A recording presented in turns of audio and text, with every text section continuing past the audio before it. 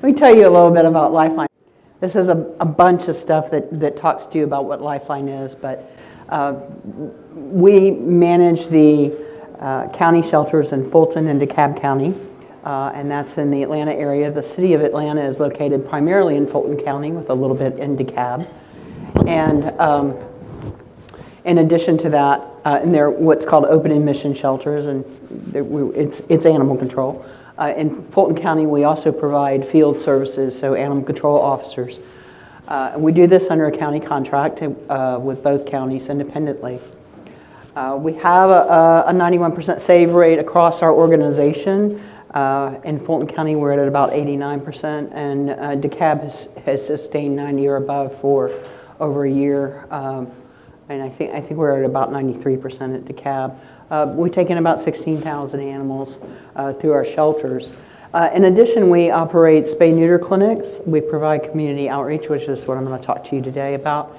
And we have just opened a full-service veterinary hospital to support our community outreach efforts, but it's also affordable veterinary care for the public as well. So it's a large organization. Let's see, 7,000 free or low-cost vaccines each year, 13,000 spay-neuter surgeries for the public and community cats. We have a pretty extensive community cat program as well. So it's a large organization. We help approximately 40,000 animals every year. I want to learn a little bit about you. So I'm a big organization. How many are you in here are from organizations of that size? 1, 2 people. And then, so how many are you working in or volunteering for open admission shelters? Everybody knows what that is, right? So a few there. And then if you're employed in animal welfare other than that, either Humane Society, rescue group, something like that, raise your hand. And then you volunteer in one of those organizations. So, awesome. A little bit of smattering of everything. So one of the reasons I want to ask you that is because this is a large organization and we have one person here from that. I started this organization in 2002 after I attended a conference very much like this and was one of you volunteering. Actually, I'd never worked in animal welfare at all. So yes, we have a lot of resources to bear on an issue. Yes, we have a lot of programs, but it all starts with you. In this case, it started with me. Obviously, I don't do it alone. We now have about 200 employees and several facilities and partners. One of our top community partners, our enforcement director in DeKalb County, is sitting at the table over there, and I'm very excited to see her. Can I get at least a smile? There we go. All right, thank you. So we're very committed to our own city. There are a lot of rescue groups. There's a big Humane Society. There are a number of groups working within the city of Atlanta, and we're excited to be able to partner with those groups, but our commitment is to the animals in our community. And to be able to really have the impact that we need to have and keep our shelters as life-saving shelters and keep them as no-kill shelters. We do work very hard to find a life-saving solution for every animal who comes into our care. But to really be able to effectuate that, we felt we needed to start looking at beyond the shelter, around the shelter, and looking at the entire community.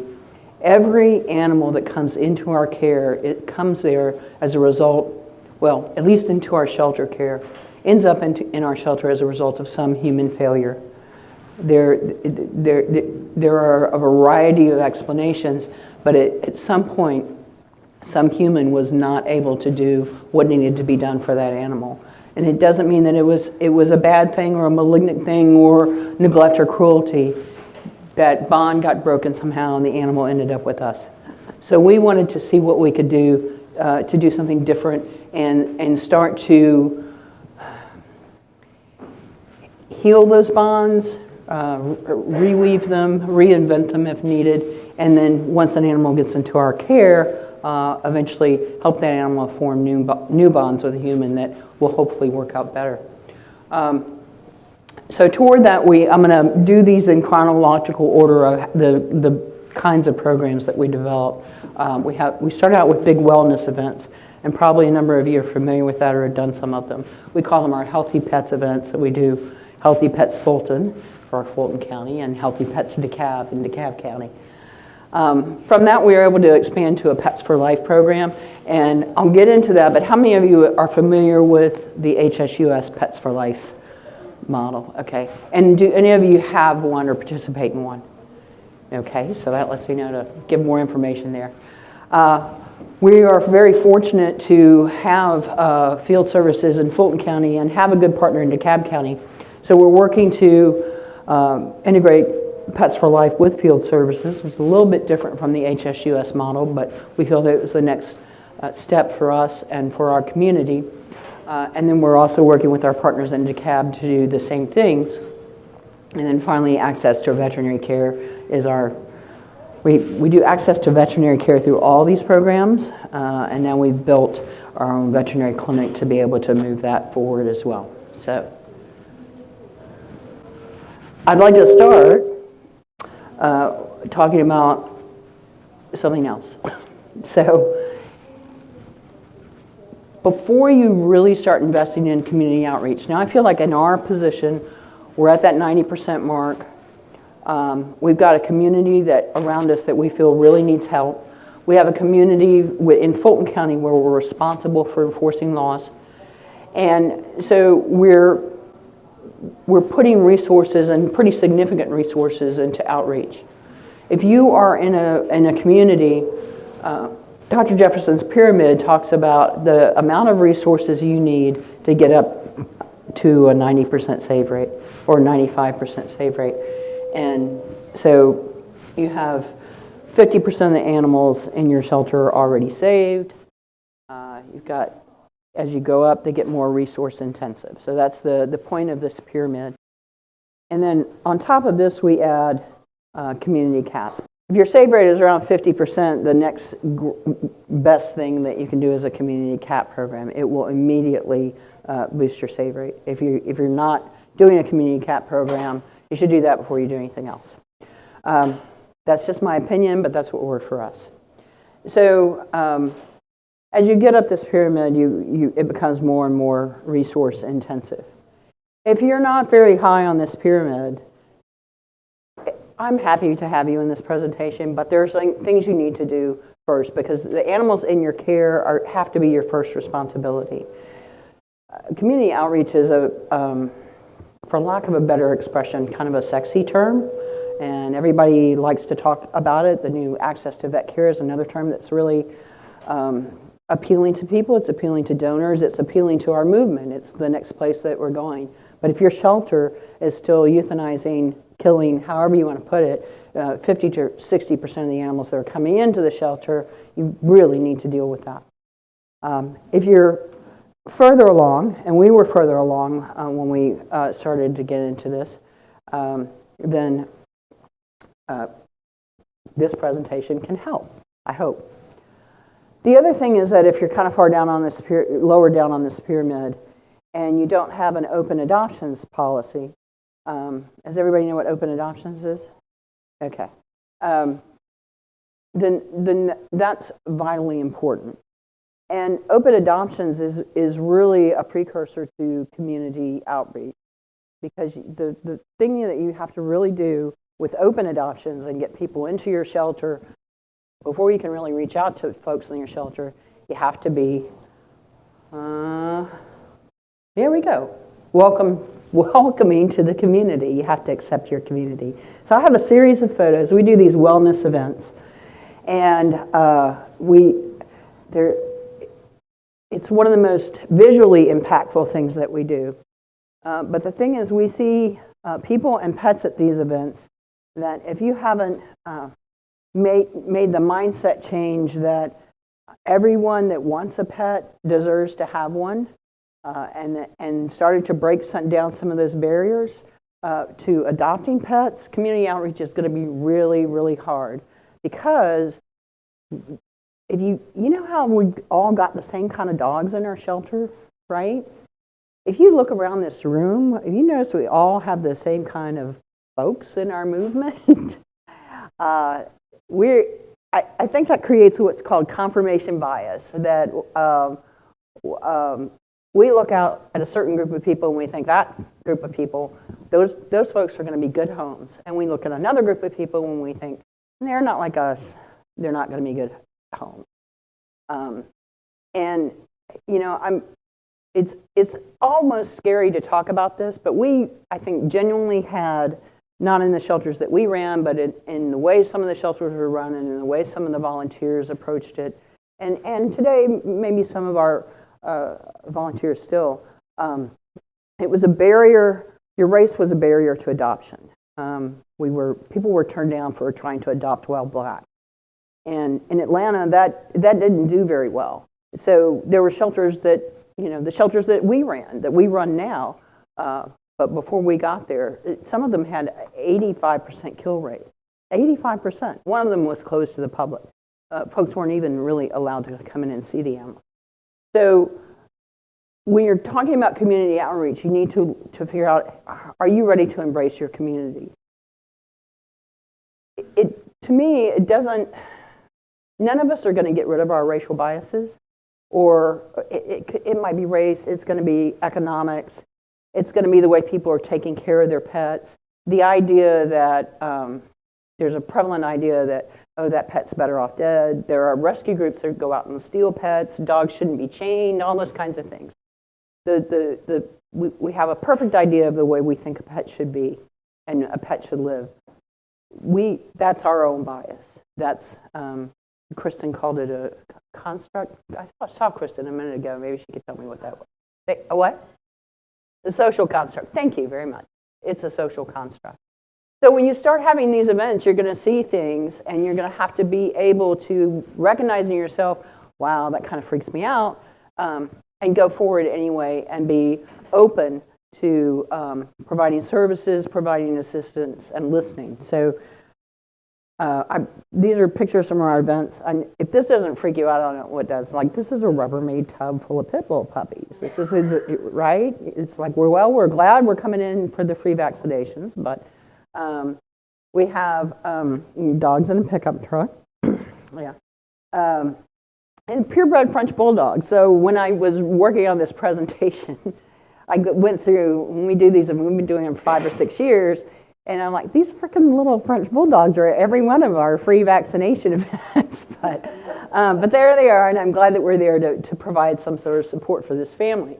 The pink poodle totally freaked me out. I've seen this dog several times at the events. There's a big pink standard poodle.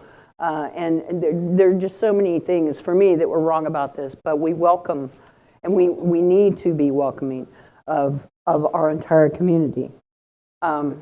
This is just kind of a typical fellow you would meet in Georgia with his Braves hat and his ZZ Top beer. And I'm throwing out all these stereotypes for a reason, because I have to recognize them. And I think all of us need to start recognizing how we're categorizing people before we're willing to help them. I'm just sure that gentleman was probably going to shoot me. Then we have, I don't even know what's going on with this. There's so many animals. There's so, you know, I don't know if you can see that. And then this is, you know, we wonder where those dogs are coming from our shelter. And when I see something like this, I'm like, that must be it. It must be those 3 kids with each holding their own pit bull puppy. But this is our event. And this is what it looks like when you open your doors to it, right? Now, I know.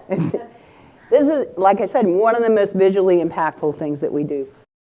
Our community clearly needs this event. These folks come out in the heat and the rain, and they stand in line for hours. Now, we do manage to get them all through. We start around 9:30 or 10 in the morning, and we finish at 2, and we get through all of this. But this is what it looks like. And we provide, at these events, we provide free vaccinations, distemper parvo. or feline combo, microchip. We do have licensing in both our counties, and we provide a free license tag to county residents, voucher for free spay-neuter, pet food, leashes and collars. It's a nice event. And we also give stuff to the attendees. We give free hot dogs. You have to go through the line and get your pet vaccinated before you get the hot dog. There are a lot of reasons for that. Most of it's crowd control. We're not at this point forcing vegan hot dogs on folks. I may reconsider that, but after Kristen's presentation. But we're not trying to be doctrinal just yet on it. Yes.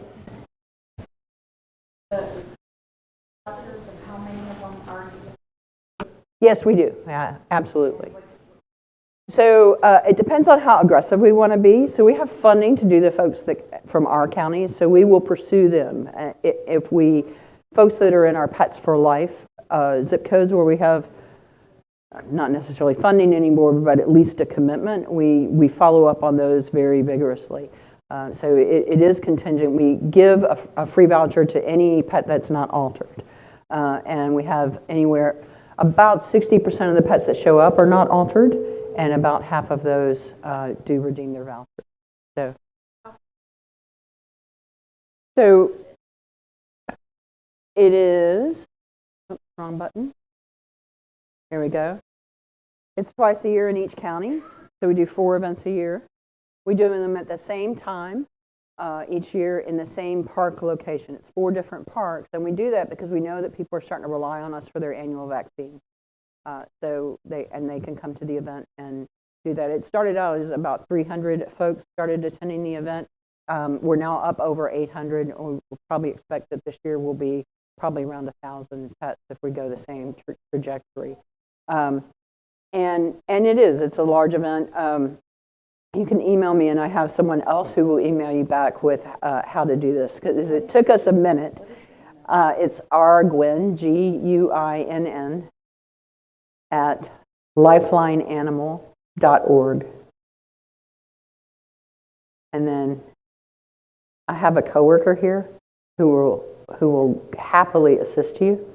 Tori, would you raise your hand? So there's Tori Pedro manages all the human training at Lifeline. And rguinn, Guinn, at lifelineanimal.org. Or you can reach me through the WOVA app. I think you can reach Tori as well, Tori, and Pedro, Pedro. So it's Pedro at lifelineanimal.org.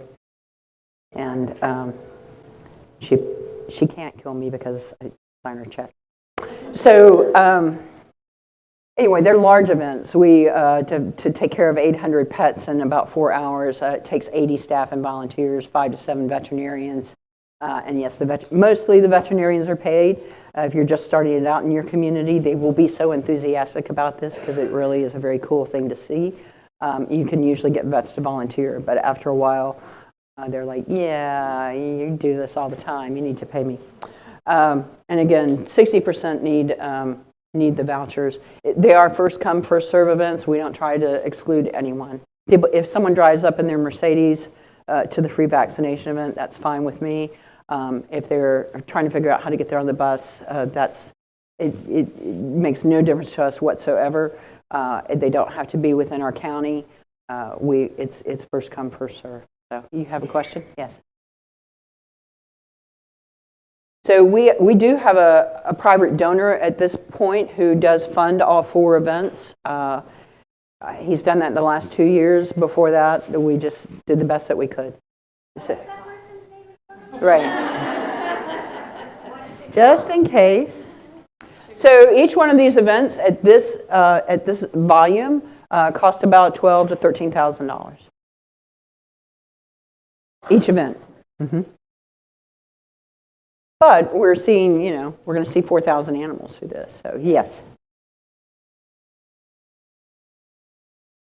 I think you can use, whatever model is going to work for you. Just put it out there. I mean, start small. Start with 100 pets. Start with 50. The first one that we did. A woman called me and said, "I will give you." I don't even remember how much money it was, like $5,000 or something like that.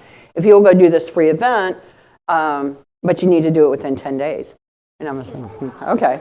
So we had to locate a venue, figure out what we were going to do, advertise it, and so on. The people started lining up for the event at 7 in the morning, and we had brought enough. I think we had brought enough supplies for 300 pets, and yeah, people started lining up at 7 in the morning. The event was supposed to start at 10. By 9:30, the cops showed up to stop people from even trying to park. And by 10 o'clock when we opened, we already had 300 people in line. And we were committed then. If you couldn't, we had to cut it off, and then we started taking names, and we had people come by our facility and get free vaccinations. So we actually had about 500 people show up at that first event. Our goal is to turn no one away, and that is one of the things the donor that funds them, regardless of whether or not it exceeds his funding, he doesn't want anyone turned away, and neither do I. So, I got to turn this back. I love if only sarcasm burned calories. I mean, that's the only reason I picked that picture. So, from doing these events, we took over the Humane Society United States Pets for Life program in Atlanta. So they do programs all over the country, and they're usually mentorship programs. And if you don't have one in your community and you think it might be helpful, please contact them, because it's a nice prepackaged thing. They even help you secure a little funding for it, and they do a mentorship, and they will more than likely send you to Atlanta to work with our team, because we're one of the larger programs that they have. But they stopped funding it, and we had the opportunity to take the program over in Atlanta. And because it was within our jurisdiction where we provide animal control services, we thought it was a great fit. So it is targeted outreach to a specific community, areas that are, there's no way I can do this by 2:45, but I'm going to try. So I'm going to talk a lot faster. Areas identified as resource deserts, and then areas that have high call volumes. So if we take a look at, this is what we call our Pets for Life green map. That's our Pets for Life focus area, and the blue dots on the map represent either a pet supply store like a Petco, PetSmart, or a grocery store. Let me go back. And there's not a lot in these areas, not even really grocery stores. Also, a veterinarian or pet health outlet. One of those green dots is actually our shelter, and then the whole Pets for Life focus area. The city of Atlanta has about 450,000 people. Our overall jurisdictions between the two counties is 1.7 million people.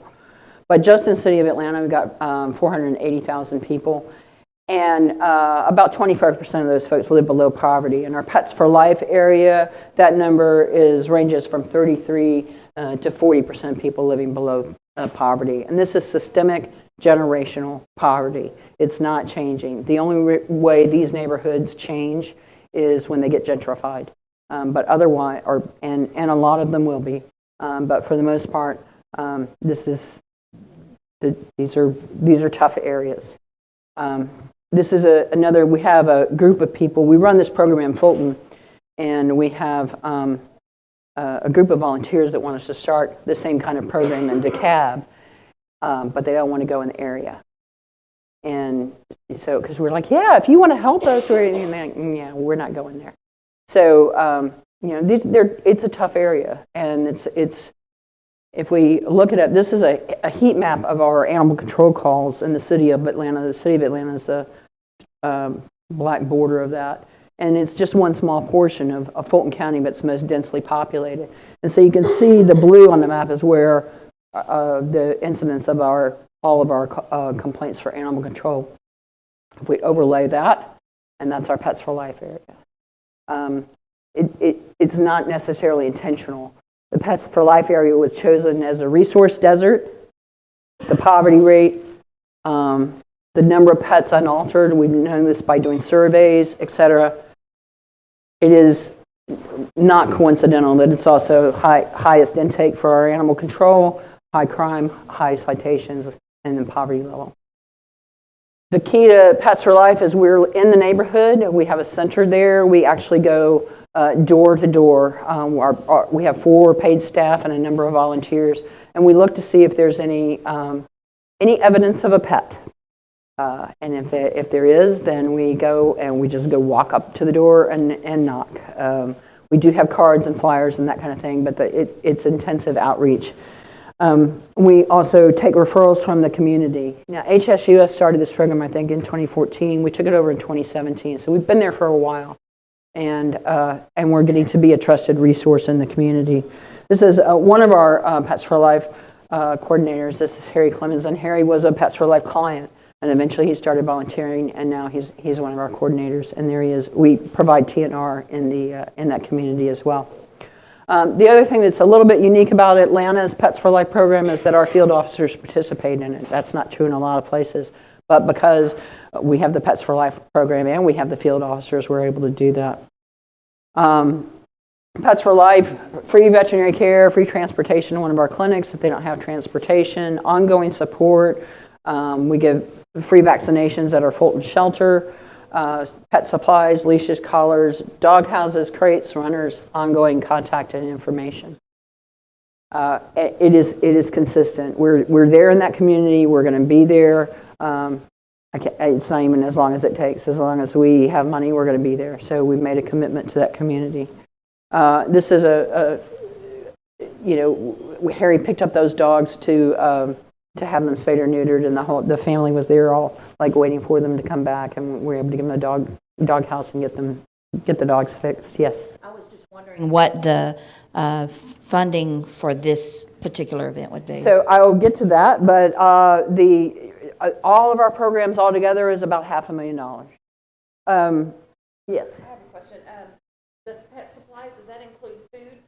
So we will supply food in an emergency situation. We periodically have food donated, and then also our officers will supply food. We're trying to keep people from being dependent on us for everyday care, but we do have flea and tick prevention, food if necessary, and crates, dog houses, collars, things like that. We're animal control. We call it field services, but we're animal control. So we need people to, for a number of reasons, help them. We need to help them stay in compliance with our ordinances as well. So, and this kind of gives you an idea of what we did. This is one of our Pets for Life clients, and Naisha and her, she took in a dog to keep it from being surrendered, took in a dog from her sister to keep it from being surrendered, and then was helping another stray dog in the neighborhood, and those two dogs got together and had the puppies. So we were able to fix, and then that's Naisha and her, their children and grandchildren, and they each have a favorite puppy. So we were able to get the parent dogs fixed, all the puppies fixed, and Naisha was helping to place them in homes. So we look at these results, where we did almost 1,500 surgeries our first year of Pets for Life. So last year we provided services to 4,200 people through our Pets for Life program. The surgeries are actually going down. They're down to about 1,300, and it's not because we're seeing more people. Less and less need surgery. A, because we were already getting there, and B, because we're adopting into this community. We adopt and provide ongoing support to the folks in this community, so they're getting fully vetted, spayed or neutered pets, and we're able. The important thing for us is continue to keep making that connection, and a lot of folks in this community, like Harry's come to work for us, but there are a number of folks in this community who are able to provide services and support to their neighbors as a result of this program. We are moving that to create a new paradigm of the way we're doing enforcement, particularly in these communities as well. So this is one of our animal control officers working with this fellow to get him a doghouse and get him in compliance with the ordinances. Tells you a little bit about our animal services effort our field services effort in Fulton. So we're responding to 1,600 to 2,000 calls every month. And it's typical animal control, 24 hours a day for after-hour emergencies. We enforce laws. We have the anti-tethering laws. We do cruelty investigations, stray dogs, etc. So, and then we also provide assistance to police and fire. I don't want to give short shrift, but I'm in a hurry now, so I don't want to give short shrift to our enforcement effort because it's pretty huge. So this is Fulton County. It's a long county. It's the largest county in Georgia. It's 575 or so, 528 square miles, which I was really impressed with until I heard about Kristen's County and the 9,000 square miles that they handle. But it is, Fulton County is urban and rural, but Atlanta is obviously an urban area. And we see about 8,000 pets entering our shelter a year. What we're trying to do is create a new image for animal control, a paradigm shift where our animal control officers are become a positive and engaging force in the community rather than the dog catcher or the police. We want to become a resource where people in the community come to us, and that's a hard barrier to overcome unless we're actively pursuing that.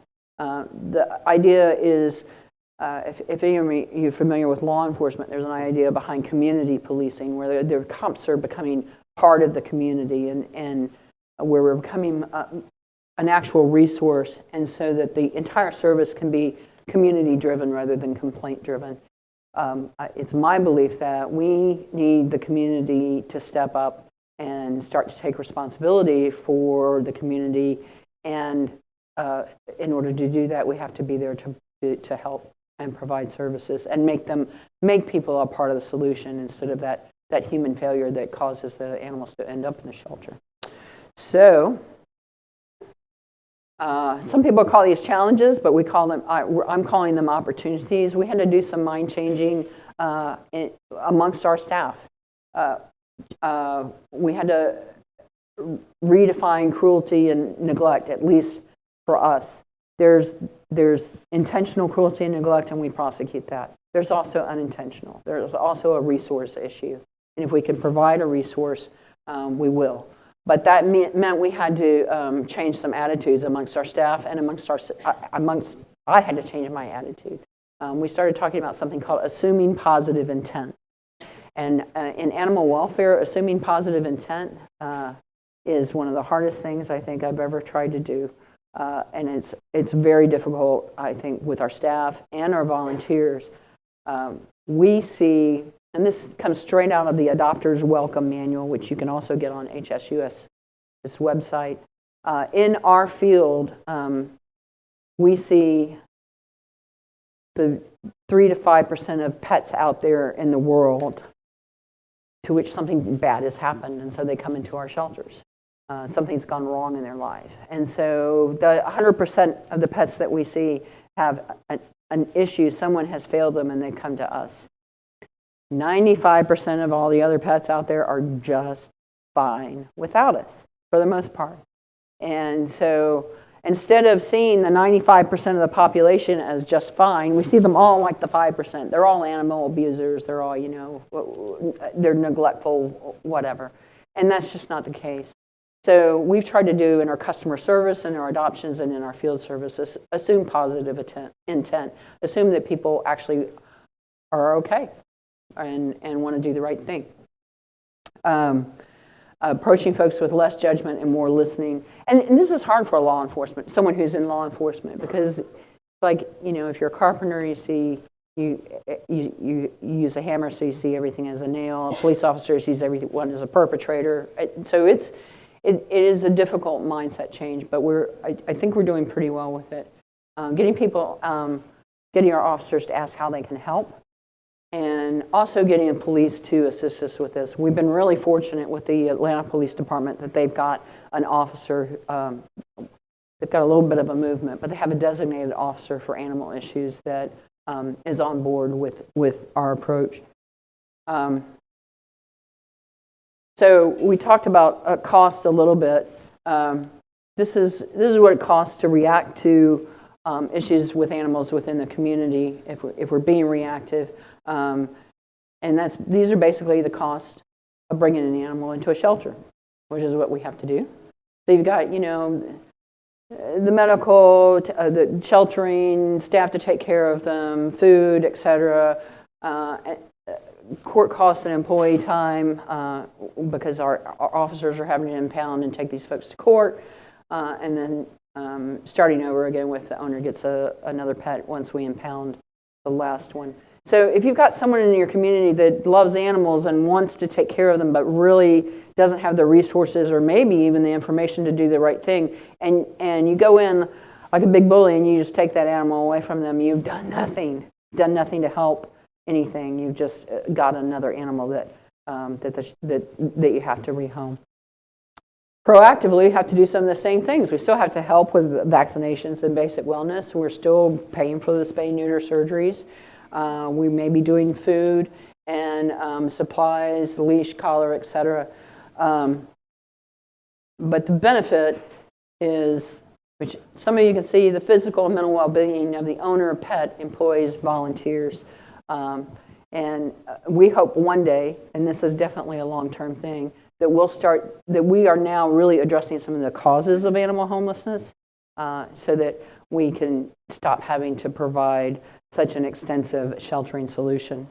In other ways, this is a budget for animal services for Fulton County. This is the entire budget to run the shelter and provide animal control. We impound 8,000 animals. The cost per animal is about $480 an animal. And I understand our budget's kind of low for what we do and the population that we serve. And our current save rate there right this minute is about 90%. So 10% of that 8,000 are animals that we are not able to save. Our Pets for Life are all the outreach programs that I've described to you.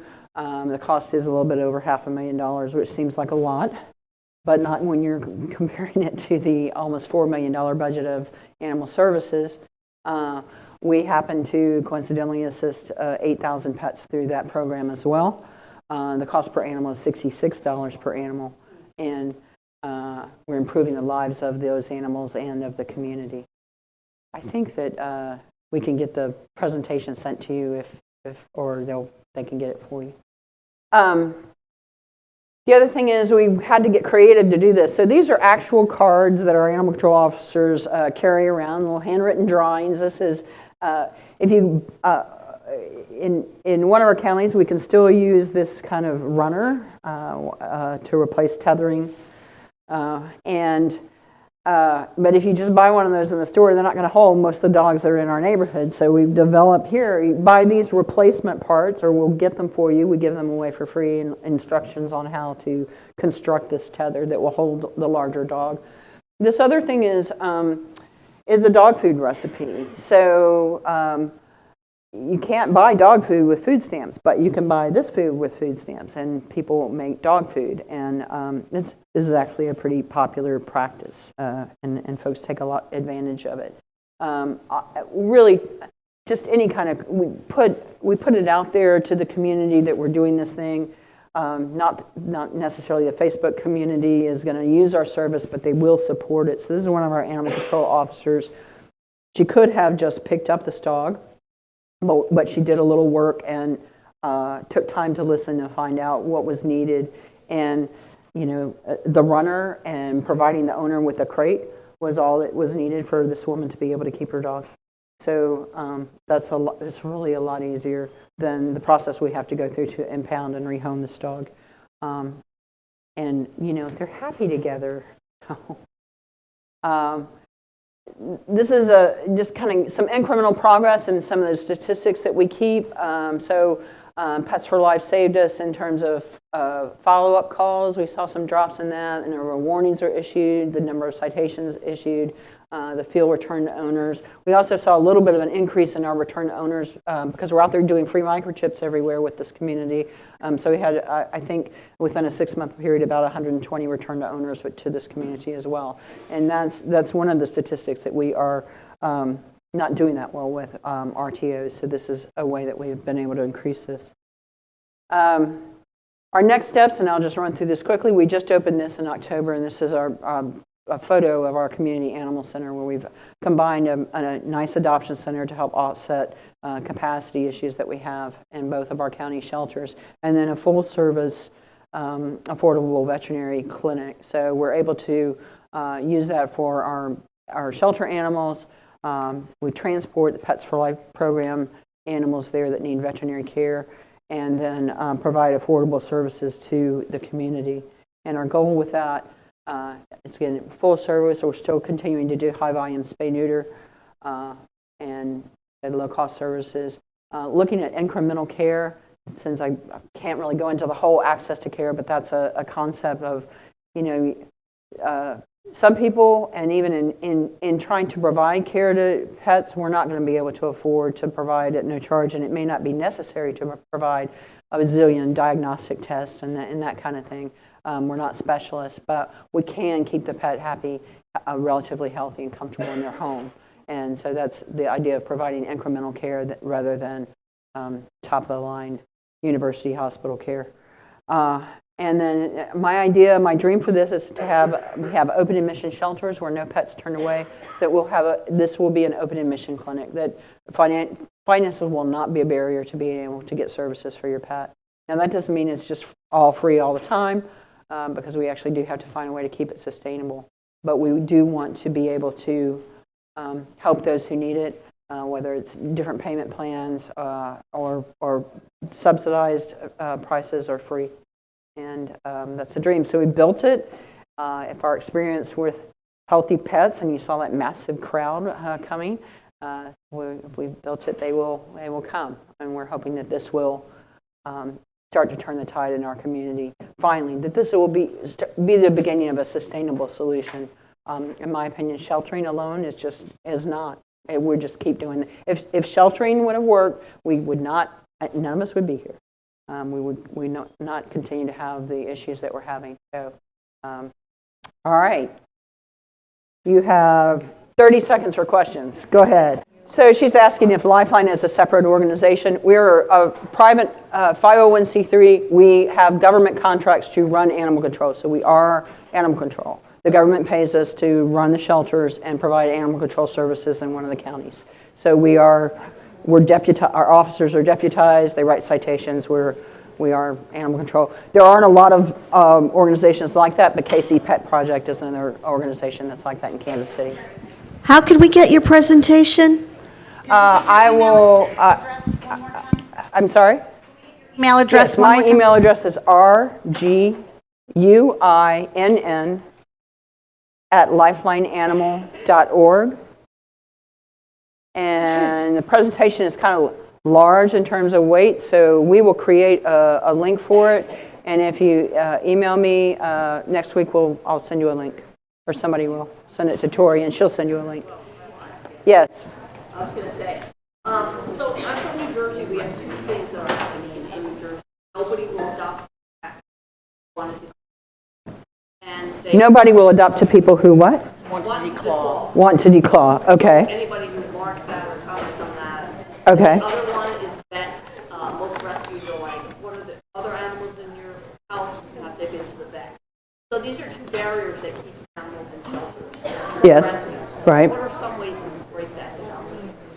So she's asking what are ways that we can break down some adoption barriers that are being put in place by some of the rescue groups. And one is checking up on vet references, and then the other one is a decline. So I would, because it's a different subject, I would strongly recommend that you go to the Humane Society, HSUS, it's animalsheltering.org is the website that they have for giving you tips. And the name of the program is Adopters Welcome. And they have a manual. And it's free. And it's, yay thick, but it's all electronic. They're really not out there pushing it anymore, but it covers everything on how to convert to open adoptions, what the process should look like, how to train your staff, how to overcome some of these objections, and ultimately how to give up the illusion of control, because that's the number one thing is that, there's two things about that. One is that we start to think that we're the only ones that can take care of this animal, that no one can do it better than us. And that is not animal care, that's compassion fatigue. So, and in some cases it's mental illness. So having that illusion of wanting to be able to control the fate of that animal once the animal leaves your care is just a myth. And so it's something that you have to deal with your staff. The decline thing, I hate decline. So we provide information to people about how awful it is, and 9 times out of 10, they won't do it. They're like, oh, I had no idea. So if you just take the time to, and in all these programs and all of our adoption programs as well, try to meet people where they are and assume positive intent. So, yes.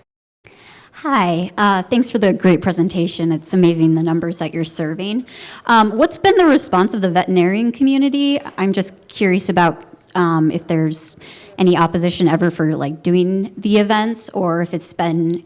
I know there's some They research. love I think that it's no competition from what I've heard, but. So it's not competition for them, and I think they realize that. We dealt with some of the vet backlash when we opened our spay neuter clinics, but we've had them going for gosh, I guess 15 years now. And we have one vet that we would refer every one of our spay neuter patients to them they do a checkup and stuff like that. And so they're like, great, well, I'll refer all my clients to you then. And after a year of that, they called us and said, please stop referring your clients to us because they don't have any money and we don't want them. So they know that we're not in competition with them. Most of the vets love it, and a lot of them come and volunteer to do these events, and they'll bring their whole staff and stuff like that. So they really like being able to provide this service. It's cool. I mean, it is the fact that these folks can all stand in line like this, and my dog would go nuts. I don't have that kind of faith, but it runs pretty well, and it's a great thing to see. So. And I will say it's popular across the country because in Tucson, same thing where you have these long lines. So I think there's potential everywhere. Thank you. I think there's another presentation coming soon. So thank you all. I really appreciate it. Thank you.